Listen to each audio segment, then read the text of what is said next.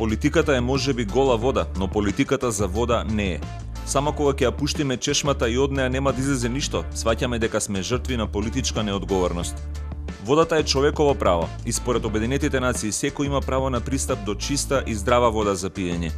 Кога не постоеле ни Обединети нации ни човекови права, ова право се остварувало полесно од дождовница, од природните извори и од чистите реки. Денес за тоа е потребен сложен систем од закони, одлуки и мерки за прочистување, јавни предпријатија, институции за испитување и многу друго. Затоа водата е течност без мирис, без вкус, без боја и со многу политика. За граѓаните да не се пренесуваат жедни преку вода, многу е важно тие да бидат запознаени со тоа како функционира системот за снабдување со вода и да можат да препознаат кој, кога и како им го нарушува правото на пристап до вода. Тој пристап треба да е еднаков за сите потрошувачи, а не едни да добиваат на дојдена река, а други да се држат на капка по капка.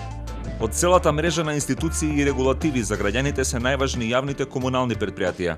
Тие се директно одговорни за тоа колку добро ќе биде снабдувањето со вода и колку пари ќе чини. Тие ја испраќаат пресметката за формирање на цената според тоа колку им треба за да ја донесат водата до дома, за да направат нови водоводни линии и за да им дадат плати на вработените и партиски и непартиски. Колку полошо се управува предпријатието, толку поскапо и полошо ќе биде снабдувањето со вода. Затоа е многу важно кој и како ги води политиките за вода, а за граѓаните е поважно да знаат која врата за нив мора секогаш да биде отворена и каде мора секогаш да има слободно столче за нив кога се одлучува за водата.